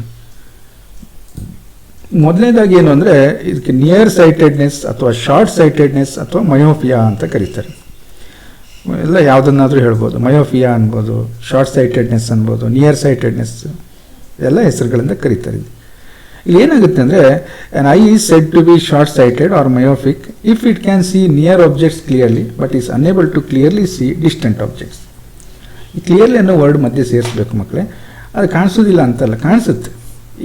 ಈ ಮನುಷ್ಯನಿಗೆ ಏನಾಗಿರುತ್ತೆ ಅಂದರೆ, ಶಾರ್ಟ್ ಸೈಟೆಡ್ ಅಥವಾ ಮಯೋಪಿಕ್ ಅಂತ ಕರಿತೀವಲ್ಲ ನಾವು, ಅವನಿಗೆ he can see the near objects clearly. ಸಮೀಪದ ಓದಲಿಕ್ಕೆ ಏನೂ ತೊಂದರೆ ಇಲ್ಲ, ಫಸ್ಟ್ ಕ್ಲಾಸ್ ಓದ್ತಾನೆ. ಹೊರಗಡೆ ದೂರದಲ್ಲಿ ಯಾರೋ ನಮ್ಮ ಫ್ರೆಂಡ್ ಬರ್ತಾಯಿದ್ರೆ ಯಾರು ಅಂತ ಗುರುತು ಸಿಗೋದಿಲ್ಲ, ಬಂದಿದ್ದು ಗೊತ್ತಾಗುತ್ತೆ, ಬ್ಲರ್ ಆಗಿರುತ್ತೆ. ಸೊ ಅಂಥ ಒಂದು ಪ್ರಾಬ್ಲಮಿಗೆ ಇನ್ನು ನೋಡಿ, ಕೆಲವು ಮಕ್ಕಳಿಗೆ ಕ್ಲಾಸಲ್ಲಿ ಕೂತ್ಕೊಂಡು ಬೋರ್ಡಲ್ಲಿ ಬರೆದಿದ್ದು ಕಾಣಿಸೋದಿಲ್ಲ ಅವರಿಗೆ. ಲಾಸ್ಟ್ ಬೆಂಚಲ್ಲಿ ಕೂತಿರ್ತಾನೆ, ಆ ಪಕ್ಕದಲ್ಲಿ ಬರ್ಕೊಂಡಿರೋದನ್ನೇ ನೀವು ಕಾಪಿ ಮಾಡ್ಕೊತಾನೆ. ಆದರೆ ಪಕ್ಕದಲ್ಲಿ ಬರೆದಿರೋದು, ಫ್ರೆಂಡ್ ಬರೆದಿರೋದು ಅವನಿಗೆ ಕಾಣಿಸುತ್ತೆ. ಅಂದರೆ ಸಮೀಪದ ವಸ್ತುಗಳು ಕ್ಲೀನಾಗಿ ಕಾಣಿಸ್ತಾ ಇವೆ ಅವನಿಗೆ, ದೂರದ ವಸ್ತುಗಳು ಕ್ಲೀನಾಗಿ ಕಾಣಿಸೋದಿಲ್ಲ. ಇದಕ್ಕೆ ಮಯೋಫಿಯಾ ಅಂತ ಕರೀತಾರೆ. ಇಲ್ಲಿ ಏನಾಗಿರುತ್ತೆ ಅಂದರೆ, ಈ ನಾವು ಐ ಬಗ್ಗೆ ತಿಳ್ಕೊಂಡಿದ್ದೀವಿ, ಇಮೇಜ್ ಫಾರ್ಮೇಷನ್ ಹೇಗೆ ಮಾಡುತ್ತೆ ಅಂತೇಳಿ. ಬಟ್ ಆ್ಯಕ್ಚುಲಿ ಏನಾಗಿರುತ್ತೆ ಅಂದರೆ, ಈ ನೋಡಿ, the light from distant object arriving at the eye lens may get converged at a point in front of the retina. ರೆಟಿನಾದ ಮೇಲೆ ಆಗಬೇಕಿತ್ತು, ರೆಟಿನಾದ ಮೇಲೆ ಇಮೇಜ್ ಫಾರ್ಮೇಷನ್ ಆದರೆ ನಮ್ಗೆ ಕ್ಲೀನಾಗಿ ಕಾಣಿಸುತ್ತೆ. ಬಟ್ ಏನಾಗುತ್ತೆ ಅಂದರೆ, ರೆಟಿನಾದ್ಗಿಂತ ಮುಂದೆ ಐ ಲೆನ್ಸ್ ಇದೆಯಲ್ಲ, ಐ ಲೆನ್ಸಿಂದ ರೆಟಿನಾದ ಮಧ್ಯದಲ್ಲಿ ಇಮೇಜ್ ಫಾರ್ಮೇಷನ್ ಆಗಿಬಿಡುತ್ತೆ. ಸೊ ಅವಾಗ ತುಂಬ ಕಷ್ಟ ಆಗುತ್ತೆ. ದೂರದ ಇಮೇಜನ್ನು, ದೂರದ ಆಬ್ಜೆಕ್ಟ್ನ ಇಮೇಜು ರೆಟಿನಾದ ಮೇಲೆ ಫೋಕಸ್ ಆಗೋದಿಲ್ಲ. ಹಾಗಾಗಿ ಅವನಿಗದು ಒಂದು ಕರೆಕ್ಟಾಗಿ ಕ್ಲೀನಾಗಿ ಕಾಣಿಸೋದಿಲ್ಲ ಅಂತೇಳಿ. ಓಕೆ, ಸೊ ಅದು ಹೇಗಾಗುತ್ತೆ ನೋಡೋಣ ನಾವು. ಏನಾಗಿದೆ ಕೇಳಿದರೆ, I lens is producing too much convergence. I lens ಇದೆಯಲ್ಲ, ಕನ್ವರ್ಜೆನ್ಸ್ ಜಾಸ್ತಿ ಮಾಡ್ತಾ ಇದೆ. ಹಾಗಾಗಿ ನಾವೇನು ಮಾಡಬೇಕು, ಆ ರೇಸನ್ನು ಸ್ವಲ್ಪ ಡೈವರ್ಜ್ ಮಾಡಿಬಿಡಬೇಕು. ಡೈವರ್ಜ್ ಮಾಡಬೇಕು ಅಂದರೆ ನಮ್ಮ ಹತ್ರ ಏನಿದೆ, ಕಾಂಕೇವ್ ಲೆನ್ಸ್ ಇದೆ, concave lens of suitable focal length, that's all. Okay, so ನೋಡೋಣ. ಇಲ್ಲಿ ಏನಿದೆ ಕೇಳಿದರೆ, ಒಂದು ಐ ಸ್ಟ್ರಕ್ಚರನ್ನು ಸಿಂಪಲ್ ರೇ ಡಯಾಗ್ರಾಮ್ ಇದೆ ಮಕ್ಕಳೇ. ಏನು ಸರ್ ಹಂಗಿದೆ ಕಣ್ಣು ಅಂತ ಕೇಳಬೇಡಿ. ಇದೊಂದು ಐ ಲೆನ್ಸ್. ಇಲ್ಲಿ ನಮ್ಗೆ ಇಂಪಾರ್ಟೆಂಟ್ ಬೇಕಾಗಿರೋದು ಐ ಲೆನ್ಸು, ರೆಟಿನಾ. ಎರಡರ ಮಧ್ಯೆ ಏನು ಅವೆಲ್ಲ ಏನೇನು ಬೇಡ ನಮಗೆ. ಈಗ ಐ ಲೆನ್ಸ್ ಇದೆ, ಇಲ್ಲಿ ರೆಟಿನಾ ಇದೆ. ಒಂದು ಆಬ್ಜೆಕ್ಟನ್ನು ತೆಗೆದುಕೊಳ್ಳೋಣ. ಸೊ ಆಬ್ಜೆಕ್ಟನ್ನು ಪಿ ಅನ್ನೋಂಥ ಒಂದು ಪಾಯಿಂಟಲ್ಲಿ ಇದೆ ಅಂದ್ಕೊಳ್ಳೋಣ. ಅಲ್ಲಿಂದ ರೇಸ್ ಎಂಟ್ರ್ ಆಗುತ್ತೆ, ಈ ಲೆನ್ಸ್ ಒಳಗಡೆ ಹೋಯ್ತು, ಲೆನ್ಸಿಗೆ ಹೋಯ್ತು. ಅಂದರೆ ಅಲ್ಲಿ ಪಿಪಿಲ್ ಇದೆ, ಅದರ ಒಳಗಡೆ ಬಂದು ಎಲ್ಲ ಕೆಲಸ ಆಗುತ್ತೆ ಬಿಡಿ. ಬಟ್ ಏನಾಗುತ್ತೆ ಕೇಳಿದರೆ, ಇದರ ಇಮೇಜು ನೋಡಿ, ಇಲ್ಲಿ ಇಮೇಜು ಕ್ಲಿಯರ್ ಇಮೇಜು ಇಲ್ಲಿ ಫಾರ್ಮ್ ಆಗುತ್ತೆ, ರೆಟಿನದ ಮೇಲೆ ಆಗೋದಿಲ್ಲ. ಸೊ ಅದಕ್ಕೆ ನಾವು ಪಿ ಡ್ಯಾಶ್ ಅಂತ ಮಾರ್ಕ್ ಮಾಡ್ಕೊಳ್ಳೋಣ. ಬಟ್ ಇದು ಪ್ರಾಬ್ಲಮ್, ಮಿಯೋಫಿಯಾ ಅಥವಾ ಶಾರ್ಟ್ ಸೈಟೆಡ್ ಅಂತ ಕರೀತಾರೆ. ಸೊ ಅವ್ನು ಭಾಳ ಕಷ್ಟ ಆಗುತ್ತೆ ದೂರದ ಆಬ್ಜೆಕ್ಟನ್ನು ನೋಡಲಿಕ್ಕೆ. ಅದಕ್ಕೇನು ಮಾಡಬೇಕು, ಈ ಲೆನ್ಸ್ ಏನು ಮಾಡ್ತಾಯಿದೆ ಅಂದರೆ ಕನ್ವರ್ಜಿಂಗನ್ನು ಜಾಸ್ತಿ ಮಾಡ್ತಾಯಿದೆ. ಇಷ್ಟೆಲ್ಲ ಕನ್ವರ್ಜಿಂಗ್ ಮಾಡೋದಕ್ಕೆ ಅದು ಮುಂದೆ ಬಂದುಬಿಟ್ಟಿದೆ. ಸೊ ಇದು ಕನ್ವರ್ಜಿಂಗ್ ಸ್ವಲ್ಪ ಕಡಿಮೆ ಮಾಡ್ಕೊಂಡ್ರೆ ಸರಿ ಆಗ್ತಿತ್ತೇನೋ, ಬಟ್ ಅದಕ್ಕೆ ಹೇಳೋರು ಯಾರು ಅಲ್ವಾ? ಇವೆಲ್ಲ ಆಟೋಮೆಟಿಕ್ಕಾಗಿ ಆಗುವಂಥದ್ದು. ಸಿಲಿಯರಿ ಮಸಲ್ಸು ಮತ್ತು ಈ ಲೆನ್ಸಿನ ಒಂದು ಹಾರ್ಡ್ನೆಸ್ಸು ಇದ್ರ ಮೇಲೆ ಡಿಪೆಂಡ್ ಆಗಿರ್ತದೆ. ಹಾಗಾಗಿ ಏನಾಯಿತು ಕೇಳಿದರೆ ಇವ್ರಿಗೆ ದೂರದ ವಸ್ತುಗಳು ಕ್ಲೀನಾಗಿ ಕಾಣಿಸೋದಿಲ್ಲ. ಸೊ ಅದಕ್ಕೆ ಮಯೋಫಿಯಾ ಅಂತ ಕರಿತೀವಿ ನಾವು. ಇದು ಸರಿ ಮಾಡೋದು ಹೇಗೆ ಅನ್ನುವಂಥದ್ದು. ಸೊ ಸರಿ ಮಾಡಬೇಕಂದ್ರೆ ನಾವೇನು ಮಾಡೋದು, ಆ ಒಂದು ಅಲ್ಲೆಲ್ಲ ಪಿ ಅನ್ನುವಂಥ ಪಾಯಿಂಟಲ್ಲಿ ಆಬ್ಜೆಕ್ಟ್ ಇದೆ ಅಂದ್ಕೊಳ್ಳಿ, ಇದರ ಮಧ್ಯದಲ್ಲಿ ಇದು ಐ ಲೆನ್ಸಿಗೆ ಏನು ಮಾಡಲಿಕ್ಕಾಗೋದಿಲ್ಲ. ನಾವು ಅದಕ್ಕೇನು ರಿಪೇರಿ ಮಾಡೋದು ಬೇಡ. ಈ ದಾರಿ ಮಧ್ಯದಲ್ಲಿ ಏನು ಮಾಡುವ, ಸ್ವಲ್ಪ ರೇಸನ್ನು ಡೈವರ್ಜ್ ಮಾಡಿ ಬಿಟ್ಬಿಡುವ.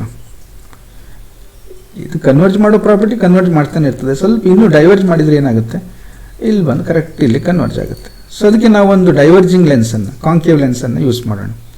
ಕಾಂಕೇವ್ ಲೆನ್ಸ್ ಏನಾಯಿತು ಕೇಳಿದರೆ ರೇಸನ್ನು ಡೈವರ್ಜ್ ಮಾಡುತ್ತೆ. ಓಕೆ, ಈಗೇನು ಮಾಡುವ ನಾವು, ಸೇಮ್ ಅದೇ ಸಿಚುವೇಶನ್ನು, ಬಟ್ ಏನಾಗಿದೆ ಕೇಳಿದರೆ ಈ ಲೆನ್ಸಿಂದ ಬರುವಾಗ ಡೈವರ್ಜ್ ಆಗಿ ಬಂದಿದೆ. ನೀ ಎಷ್ಟು ಕನ್ವರ್ಟ್ ಜಾಸ್ತಿ ಮಾಡ್ತಾ ಇದೆಯೋ ಅಷ್ಟು ಡೈವರ್ಜ್ ಇದು ಜಾಸ್ತಿ ಮಾಡಿ ಬಿಟ್ಬಿಡುತ್ತೆ. ಸೊ ಅವಾಗ ಏನಾಯಿತು, ಫೈನಲ್ ಇಮೇಜು ರೆಟಿನಾದ ಮೇಲೆ ಫಾರ್ಮೇಷನ್ ಆಯಿತು. ಫೈನಲ್ ಇಮೇಜು ರೆಟಿನಾದ ಮೇಲೆ ಫಾರ್ಮೇಷನ್ ಆಯಿತು. ಈಗ ಅದನ್ನು ಕ್ಲೀನಾಗಿ ಕಾಣಲಿಕ್ಕೆ ಶುರುವಾಗುತ್ತೆ. ಸೊ ಇದೇ ಕೆಲಸ ಎಲ್ಲ ಮಾಡೋದು. ನಿಮಗೇನೋ ಕಣ್ಣಿಂದ ದೂರದ ಕಾಣಿಸೋದಿಲ್ಲ ಅಥವಾ ಏನೋ ಅಂದಾಗ ಡಾಕ್ಟ್ರ್ ಏನು ಮಾಡ್ತಾರೆ, ಈ ರೀತಿ ಕಣ್ಣೆದುರಿಗೆ ಒಂದು ಲೆನ್ಸನ್ನು ಹಾಕ್ತಾರೆ. ಹಾಗಾದರೆ ಏನಾಯಿತು, ಈ ಮಯೋಫಿಯಾ ಆರ್ ಶಾರ್ಟ್ ಸೈಟೆಡ್ ಇದ್ದರಿಗೆ ನಾವು ಏನು ಮಾಡಬೇಕು, using suitable focal length of concave lens. Concave ಲೆನ್ಸನ್ನು ಯೂಸ್ ಮಾಡಬೇಕು. ಸುಟೇಬಲ್ ಫೋಕಲ್ ಲೆಂತ್ ಯಾವುದೋ ತಂದಿಟ್ಟರೆ ಆಗಲಿಕ್ಕಿಲ್ಲ, ಅದಕ್ಕೂ ಒಂದು ವ್ಯಾಲ್ಯೂಸ್ ಕ್ಯಾಲ್ಕುಲೇಟ್ ಮಾಡಬೇಕು. ಎಷ್ಟು ಡೈವರ್ಜೆನ್ಸ್ ಆಗಬೇಕು ಅದೆಲ್ಲ ನೋಡ್ಕೋಬೇಕು. ಓಕೆ, ಸೊ ನೆಕ್ಸ್ಟ್ ಮುಂದಕ್ಕೆ ಹೋಗೋಣ. ಇನ್ನೊಂದೇನು ಅಂದರೆ ಫಾರ್ ಸೈಟೆಡ್ನೆಸ್ ಅಥವಾ ಲಾಂಗ್ ಸೈಟೆಡ್ನೆಸ್ ಅಥವಾ ಹೈಪರ್ ಮೆಟ್ರೋಫಿಯಾ ಅಂತ ಕರೀತಾರೆ. ಹೈಪರ್ ಮೆಟ್ರೋಫಿಯಾ ಈ ಮನುಷ್ಯನಿಗೆ ಏನಾಗಿರುತ್ತೆ ಕೇಳಿದರೆ, ಈ can see the distant objects clearly but cannot see the near objects clearly. ಸಮೀಪದ ಸರಿಯಾಗಿ ಕಾಣಿಸೋದಿಲ್ಲ, ದೂರದ್ದೆಲ್ಲ ಚೆನ್ನಾಗಿ ಕಾಣಿಸ್ತಾ ಇರುತ್ತೆ. ಅಂದರೆ ಸಮಸ್ಯೆ ಏನು ಅಂದರೆ, ಓದಲಿಕ್ಕೆ ಅಥವಾ ಬರೀಲಿಕ್ಕೆ ಅಥವಾ ಮೊಬೈಲ್ ನೋಡುವಾಗ, ಕಂಪ್ಯೂಟರ್ ನೋಡುವಾಗ ಕಣ್ಣಿಗೆ ತುಂಬ ನೋವಾಗ್ತಾ ಇರುತ್ತೆ, ಕ್ಲಿಯರ್ನೇ ಇಲ್ಲ, ತುಂಬ ಕಣ್ಣು ಸ್ಟ್ರೇನ್ ಆಗ್ತಾ ಇರುತ್ತೆ. ಬಟ್ ಬೋರ್ಡಲ್ಲಿ ಬರೆದಿರೋದು ಅಥವಾ ದೂರದಲ್ಲಿ ಬರ್ತಾ ಇರುವಂಥ ಬಸ್ಸಿನ ಬೋರ್ಡು ಕೂಡ ಓದಲಿಕ್ಕೆ ಏನೂ ಸಮಸ್ಯೆ ಇಲ್ಲ. ಅಂಥ ಒಂದು ಪ್ರಾಬ್ಲಮ್ಗೆ ನಾವು ಹೈಪರ್ ಮೆಟ್ರೋಫಿಯಾ ಅಂತ ಕರಿತೀವಿ. ಇಲ್ಲೇನು ಮಾಡುತ್ತೆ ಕೇಳಿದ್ರೆ, ಲೆನ್ಸಿನ ಕನ್ವರ್ಜೆನ್ಸ್ ಕಡಿಮೆ ಆಗಿಬಿಟ್ಟಿರುತ್ತೆ. ಯಾವ ಲೆನ್ಸು, ನಮ್ಮ ಐ ಲೆನ್ಸು ಏನು ಮಾಡುತ್ತೆ ಅಂದರೆ ಕನ್ವರ್ಜಿಂಗ್ ಅಂದರೆ ಫೋಕಸನ್ನು ಏನು ಮಾಡುತ್ತೆ, ಅದು ರೆಟಿನಾದಕ್ಕಿಂತ ಆಚೆಗೆ ಏನೂ ಜಾಗ ಇಲ್ಲ ಬಿಡಿ, ಇದ್ದರೆ ಆ ಕಡೆ ಆಗ್ತಾ ಇತ್ತು ಇಮೇಜ್, ಅಂದರೆ ಆ ರೀತಿ ಮಾಡ್ತಾ ಇರುತ್ತೆ. ಸೊ ಇದು ಕನ್ವರ್ಜಿಂಗ್ ಪ್ರಾಪರ್ಟಿಯನ್ನು ಕಳ್ಕೊಂಡಿರುತ್ತೆ. ಹಾಗಾಗಿ ಏನು ಮಾಡ್ತಾರೆ ಕೇಳಿದ್ರೆ, ಈ ಒಂದು ಪ್ರಾಪರ್ಟಿಗೆ ನಾವು person is able to see the close objects, near objects clearly. ಅವನಿಗೆ ಸಮೀಪದ ವಸ್ತುಗಳು, ನಾನು ಏನು ಹೇಳಿದೆ, said to be far sighted if it can see distant objects clearly. So ದೂರದ ವಸ್ತುಗಳನ್ನು ಸರಿಯಾಗಿ ನೋಡ್ಲಿಕ್ಕೆ ಸಾಧ್ಯ ಇದೆ, ಬಟ್ ಸಮೀಪದ ವಸ್ತುಗಳನ್ನು ನೋಡಲಿಕ್ಕೆ ಕಷ್ಟ ಆಗ್ತಾ ಇದೆಯಲ್ಲ, ಅದಕ್ಕೆ ನಾವೇನಂತೀವಿ ಅಂದರೆ ಹೈಪರ್ ಮೆಟ್ರೋಫಿಯಾ ಅಂತ ಕರಿತೀವಿ. Okay, so here eye is producing too much divergence ಮಾಡ್ತಾ ಇದೆ, ಕನ್ವರ್ಜೆನ್ಸ್ ಅಲ್ಲ. This defect can be corrected using convex lens. Divergence ಇದ್ದಾಗ ನಮಗೆ ಬೇಕು ಅಂದರೆ ಏನು ಹಾಕಬೇಕು, ನಾವು ಕಾನ್ವೆಕ್ಸ್ ಲೆನ್ಸನ್ನು ಹಾಕ್ಬಿಡ್ಬೇಕು. ಡೈವರ್ಜೆನ್ಸ್ ಕಡಿಮೆ ಮಾಡಬೇಕಂದ್ರೆ ಎದುರುಗಡೆ ಒಂದು ಕಾನ್ವೆಕ್ಸ್ ಲೆನ್ಸನ್ನು ಇಟ್ಟರೆ ಆವಾಗ ಏನಾಗುತ್ತೆ, ಸರಿಯಾದ ಜಾಗದಲ್ಲಿ ಇಮೇಜ್ ಫೋಕಸ್ ಆಗುತ್ತೆ. ಓಕೆ, ಸೊ ನೋಡೋಣ ಇಲ್ಲಿ. ಇಲ್ಲೊಂದೀಗ ಐ ಇದೆ, ಸೊ ಆಬ್ಜೆಕ್ಟ್ ಇದೆ, ಅಲ್ಲಿಂದ ರೇಸು ಈ ರೀತಿ ಬರ್ತಾ ಇದೆ ಅಂದ್ಕೊಳ್ಳಿ. ಬಂದಿರೋಂಥ ರೇಸ್ ಏನಾಗುತ್ತೆ ಕೇಳಿದರೆ, ಈ ನೋಡಿ ರೆಟಿನದ ಹಿಂದೆ ಜಾಗ ಇಲ್ಲ, ಅಲ್ಲಿ ಇದ್ದಿದ್ರೆ ಇಲ್ಲಿ ಇಮೇಜ್ ಫಾರ್ಮೇಷನ್ ಆಗ್ತಾಯಿತ್ತು. ಅಂದರೆ ಈಗ ರೆಟಿನದ ಮೇಲೆ ಏನಾಯಿತು, ಇನ್ನೂ ಇಮೇಜ್ ಫಾರ್ಮೇಷನ್ ಕ್ಲಿಯರಾಗಿ ಆಗಲಿಲ್ಲ. ಸೊ ಹಾಗಾಗಿ ದೂರದಿಂದ ಬರುವಂಥ ವಸ್ತುವನ್ನು ನೋಡಿದಾಗ ಅವನಿಗೆ ಪ್ರಾಬ್ಲಮ್ ಆಗುತ್ತೆ, ಸರಿಯಾಗಿ ಕಾಣಿಸ್ತಾ ಇಲ್ಲ. ಹಾಗಾದರೆ ಇದನ್ನು ಹೇಗೆ ಸರಿ ಮಾಡ್ಬೋದು, ನಾವು ಏನು ಮಾಡಬೇಕು, ಈ ಒಂದು ಸೇಮ್ ಸಿಚುವೇಷನ್ನಲ್ಲಿ ಆಬ್ಜೆಕ್ಟಲ್ಲೇ ಇರಲಿ, ದೂರದಲ್ಲೇ ಇರಲಿ, ಮಧ್ಯೆ ಒಂದು ಕಾನ್ವೆಕ್ಸ್ ಲೆನ್ಸನ್ನು ಹಾಕ್ಬಿಡ್ಬೇಕು ಆಫ್ ಸೂಟೇಬಲ್ ಫೋಕಲ್ ಲೆಂತ್. ಹಾಗೆ ಲೆನ್ಸ್ ಇಟ್ಟರೆ ಆಗಲಿಕ್ಕಿಲ್ಲ, ಅದು ಎಷ್ಟು ಬೇಕು ಅಂತ ಡಿಸೈಡ್ ಮಾಡ್ತಾರೆ, ಕ್ಯಾಲ್ಕುಲೇಟ್ ಮಾಡ್ತಾರೆ. ಈಗೇನಾಗುತ್ತೆ ಕೇಳಿದರೆ, ರೇಸು ಕರೆಕ್ಟಾಗಿ ರೆಟಿನದ ಮೇಲೆ ಫೋಕಸ್ ಆಗುತ್ತೆ. ಸೊ ಅವನಿಗೆ ಕ್ಲೀನಾಗಿ ದೂರದಿಂದ ಬರುವಂಥ ವಸ್ತುಗಳು ಕಾಣಿಸ್ತವೆ. ಹಾಗಾದರೆ ಈಗ ನೀವು ಯಾವ್ಯಾವ ಡಿಫೆಕ್ಟ್ ನೋಡಿದ್ರಿ, ಒಂದು ಮಿಯೋಫಿಯಾ ನೋಡಿದ್ರಿ, ಇನ್ನೊಂದು ಹೈಪರ್ಮೆಟ್ರೋಪಿಯಾ. ಅಂದರೆ ಒಬ್ಬನಿಗೆ ದೂರದ್ದು ಕಾಣಿಸೋದಿಲ್ಲ, ಇನ್ನೊಬ್ಬನಿಗೆ ದೂರದ ಕಾಣಿಸುತ್ತೆ, ಸಮೀಪದ ಕಾಣಿಸೋದಿಲ್ಲ. ಸೊ ಈ ರೀತಿ ಪ್ರಾಬ್ಲಮ್ಗಳನ್ನು ನಾವು ನೋಡ್ಕೊಂಡು ಹೋದ್ವಿ. ಓಕೆ, ಅದರ ಕರೆಕ್ಷನ್ನು ಗೊತ್ತಾಯ್ತು ನಮಗೆ. ಸೊ ಹಾಗಾಗಿ ಹೈಪರ್ಮೆಟ್ರೋಫಿಯಾ ಅಂದರೆ ಸುಟೇಬಲ್ ಫೋಕಲ್ ಲೆಂತಿನ ಒಂದು ಕಾನ್ವೆಕ್ಸ್ ಲೆನ್ಸನ್ನು ನಾವು ಯೂಸ್ ಮಾಡ್ತೀವಿ. ಓಕೆ, ಮುಂದಕ್ಕೆ ಹೋಗೋಣ. ಸೊ ಇನ್ನೊಂದಿದೆ, ಏನು ಅಂದರೆ ಪ್ರಿಸ್ಬಯೋಫಿಯಾ ಅಂತ ಕರೀತಾರೆ. ಈ ಪ್ರಿಸ್ಬಯೋಫಿಯಾ ಅಂದರೆ ಏನು ಕೇಳಿದರೆ, ಎರಡೂ ಪ್ರಾಬ್ಲಮ್ ಒಬ್ಬರಲ್ಲೇ ಇರುತ್ತೆ. ಸಾಮಾನ್ಯವಾಗಿ ಇದು ಒಂದು ಏಜ್ ರಿಲೇಟೆಡ್ ಪ್ರಾಬ್ಲಮ್. ಅಂದರೆ ಈಗ ನೀವು ನಿಮ್ಮ ಮನೇಲಿ ಎಲ್ಡರ್ಸ್ ಯಾರು ಇದ್ದರೆ ನೋಡಿ, ಅವ್ರ ಸ್ಪೆಕ್ಟಲ್ಲಿ ಎರಡು ಪಾರ್ಟ್ ಇರುತ್ತೆ. ಸೊ ಒಂದು ಅಪ್ಪರ್ ಪಾರ್ಟು ಏನಾಗಿರುತ್ತೆ, ಅದು ಕಾಂಕೇವ್ ಇರುತ್ತೆ. ಲೋವರ್ ಪಾರ್ಟಲ್ಲಿ ಕಾನ್ವೆಕ್ಸ್ ಲೆನ್ಸ್ ಇರುತ್ತೆ. You can see that, you can experience. ನಿಮ್ಗೆ ರೇ ಆಪ್ಟಿಕ್ಸ್ ಗೊತ್ತಿದೆ, ಕಾನ್ವೆಕ್ಸ್ ಹೇಗಿರುತ್ತೆ, ಕಾಂಕೇವ್ ಹೇಗಿರುತ್ತೆ, ಯಾವ್ದು ಕನ್ವರ್ಜಿಂಗು ಯಾವ್ದು ಡೈವರ್ಜಿಂಗ್ ಅಂತ ಗೊತ್ತಿದೆಯಲ್ಲ. ಸುಮ್ಮನೆ ಒಂದು ಸಾರಿ ಅದನ್ನು ಅಬ್ಸರ್ವ್ ಮಾಡಿದರೆ ನಿಮಗೆ ಗೊತ್ತಾಗುತ್ತೆ. ಅಂದರೆ ಆ ಪರ್ಸನ್ಗೆ ಏನಾಗಿರುತ್ತೆ ಕೇಳಿದರೆ, ನಿಯರ್ ಆಬ್ಜೆಕ್ಟ್ ಆಗಲಿ ಫಾರ್ ಅವೇ ಆಬ್ಜೆಕ್ಟ್ ಆಗಲಿ ಕ್ಲಿಯರಾಗಿ ಕಾಣಿಸೋದಿಲ್ಲ. ಅದಕ್ಕೆ ಪ್ರಿಸ್ಬಯೋಫಿಯಾ ಅಂತ ಕರೀತಾರೆ. ಸೊ ಅದನ್ನು ಈಗಾಗಲೇ ಹೇಳಿದಾಗೆ ನಿಮಗೆ ಎರಡೂ ಥರದ ಲೆನ್ಸ್ಗಳನ್ನು ಒಂದು ಪಾರ್ಟಲ್ಲಿ ಮಾಡಿ ಅದನ್ನು ಆ ರೀತಿ ಅರೇಂಜ್ ಮಾಡಿ ಆ ಪ್ರಾಬ್ಲಮನ್ನು ಸಾಲ್ವ್ ಮಾಡ್ತಾರೆ. ಗೊತ್ತಾಯ್ತಲ್ವ? ಓಕೆ, ಇನ್ನೊಂದೇನಿದೆ ಅಂದರೆ ಅಸ್ಟಿಗ್ಮ್ಯಾಟಿಸಮ್ ಅಂತ ಕರೀತಾರೆ. ಸೊ ವೆರಿ ರೇರ್ ಪ್ರಾಬ್ಲಮ್ ಇದು. ಅಂದರೆ ಈ ಹಾರಿಜಾಂಟಲ್ ಮತ್ತು ವರ್ಟಿಕಲ್ ಲೈನ್ಸನ್ನು ನೋಡ್ತಾ ಇದ್ದಾಗ ಸೊ ಎರಡನ್ನೂ ಸೇಮ್ ಆಗಿ ಅದು ಫೋಕಸ್ ಮಾಡೋದಿಲ್ಲ. ಅಂದರೆ ಈ ಕಾರ್ನಿಯಾ ಏನಾಗಿರ್ಬೇಕಂದ್ರೆ ಪರ್ಫೆಕ್ಟ್ ಸ್ಪೆರಿಕಲ್ ಆಗಿರಬೇಕು. ಬಟ್ ಕೆಲವೊಮ್ಮೆ ಏನಾಗಿರುತ್ತೆ ಅಂದರೆ ಅದು ಸ್ಪೆರಿಕಲ್ ಆಗಿರೋದಿಲ್ಲ. ಸೊ ಆ ಒಂದು ಸಿಚುವೇಶನ್ನಲ್ಲಿ ಈ ಥರ ಪ್ರಾಬ್ಲಮ್ ಆಗುತ್ತೆ. ಇಲ್ಲಿ ನೋಡಿ ಗೊತ್ತಾಗುತ್ತೆ ನಿಮಗೆ.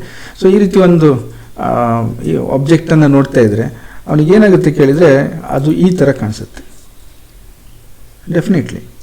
ಈಗ ನಾನು ಇಲ್ಲಿ ಇದು ಪರ್ಫೆಕ್ಟ್ ಸ್ಕ್ವೇರ್ ಇದೆ ನೋಡಿ, ಇದು ಈ ರೀತಿ ಬಲ್ಜ್ ಆದಂಗೆ ಕಾಣಿಸ್ತಾ ಇದೆಯಲ್ಲ, ಈ ರೀತಿ ಕಾಣಿಸ್ಲಿಕ್ಕೆ ಸ್ಟಾರ್ಟ್ ಆಗುತ್ತೆ. ಅದಕ್ಕೆ ಅಸ್ಟಿಗ್ಮ್ಯಾಟಿಸಮ್ ಅಂತ ಹೇಳ್ತಾರೆ. ಸೊ ಯೂಸಲಿ ಇದನ್ನು ಕೂಡ ಡಾಕ್ಟರ್ ಸರಿ ಮಾಡಿಕೊಡ್ತಾರೆ ನಿಮಗೆ. ಅಂದರೆ ಲೆನ್ಸನ್ನು ಯೂಸ್ ಮಾಡ್ತಾರೆ ಅದಕ್ಕೆ ಸಿಲಿಂಡ್ರಿಕಲ್ ಟೈಪ್ ಲೆನ್ಸನ್ನು ಯೂಸ್ ಮಾಡ್ತಾರೆ, ಸಿಲಿಂಡ್ರಿಕಲ್ ಲೆನ್ಸ್ ಅಂತ ಕರೀತಾರೆ.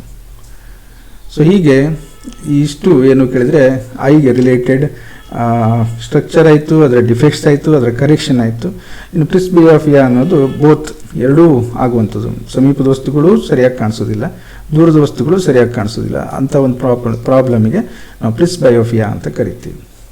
ಓಕೆ, ಸೊ ಎಸ್, ಇಲ್ಲಿಗೆ ರೇ ಆಪ್ಟಿಕ್ಸ್ ಕಂಪ್ಲೀಟ್ ಆಗುತ್ತೆ. ಪ್ರಾಬ್ಲಮ್ಸ್ಗಳು ನೆಕ್ಸ್ಟ್ ಇದರಲ್ಲಿ ನಿಮ್ಗೆ ಉಂಟು ಪ್ರಾಬ್ಲಮ್ಸ್, ಅದನ್ನು ನೋಡ್ಕೊಳ್ಳಿ. ಸೊ ಏನಾದರೂ ಮತ್ತೆ ಎಕ್ಸ್ಟ್ರಾ ಏನಾದರೂ ಬೇಕಾದರೆ ಕೇಳಿ. ಸೊ ಇಲ್ಲಿಗೆ ಇದನ್ನು ಕಂಪ್ಲೀಟ್ ಮಾಡುವ. Thank you.